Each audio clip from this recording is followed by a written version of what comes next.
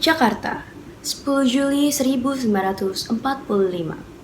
Setelah berhasil merumuskan dasar negara pada sidang pertama, Badan Penyelidik Usaha-Usaha Persiapan Kemerdekaan kembali menggelar sidang kedua di Gedung Chua Sang-in. Tugas kali ini jauh lebih krusial, yaitu menentukan bentuk negara, batas wilayah, dan merancang Undang-Undang Dasar bagi Indonesia Merdeka. Saudara-saudara anggota BPUPK yang saya hormati, hari ini kita akan memulai sidang kedua. Tugas kita adalah menetapkan bentuk negara, wilayah, serta merancang Undang-Undang Dasar. Sebelum melangkah lebih lanjut, saya persilahkan Bung Karno untuk menyampaikan laporan hasil kerja Panitia 9 mengenai Mukadimah Undang-Undang Dasar. Terima kasih Tuan Ketua. Panitia 9 telah menyepakati sebuah rancangan pembukaan UUD yang kami beri nama Piagam Jakarta. Di dalamnya telah tersurat prinsip dasar negara kita.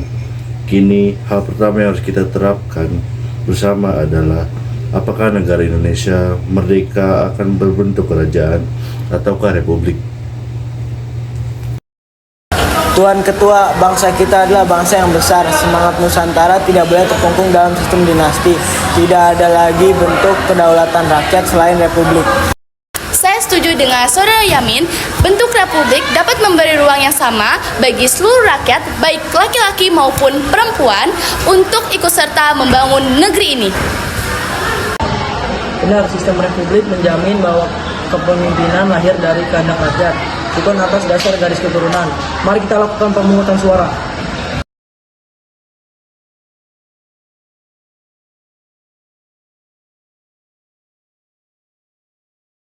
Baik, dari hasil pemungutan suara, 55 dari 64 anggota memilih negara republik. Keputusan ini sah.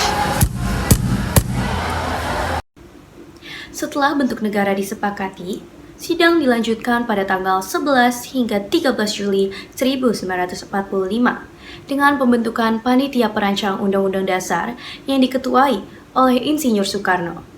Panitia ini kemudian menunjuk Mr. Supomo memimpin panitia kecil untuk menyusun batang tubuh dan pasal-pasal Undang-Undang Dasar. Tuan Ketua dan para anggota sekalian, kami mengusulkan konsep negara integralistik, negara yang bersatu dengan seluruh rakyatnya, mengatasi segala paham, golongan, atau perseorangan.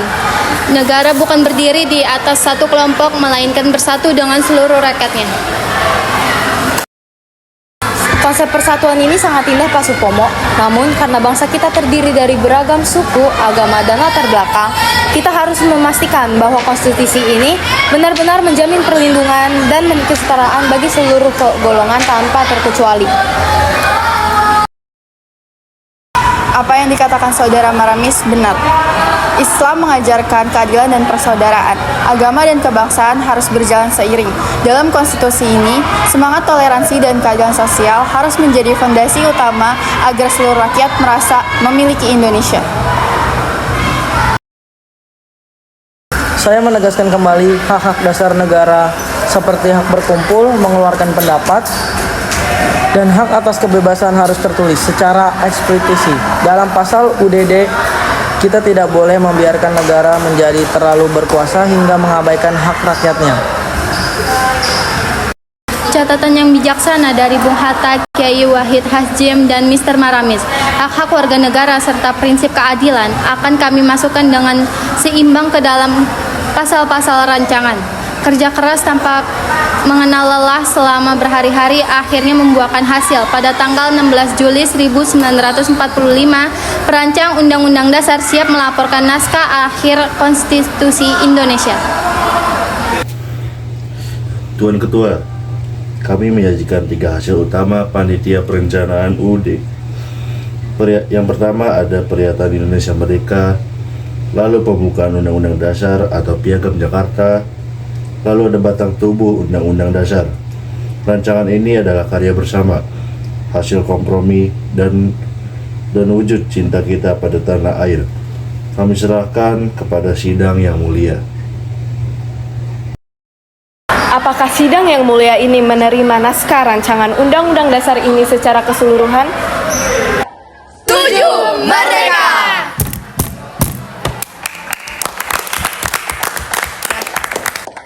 Dengan ini, rancangan Undang-Undang Dasar Negara Indonesia Merdeka diterima secara bulat. Terima kasih atas kebesaran jiwa dan pengorbanan saudara-saudara sekalian.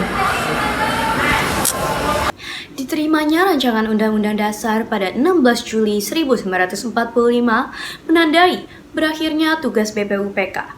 Konsensus sejarah ini menjadi pondasi utama yang memuluskan proklamasi kemerdekaan Indonesia pada 17 Agustus 1945.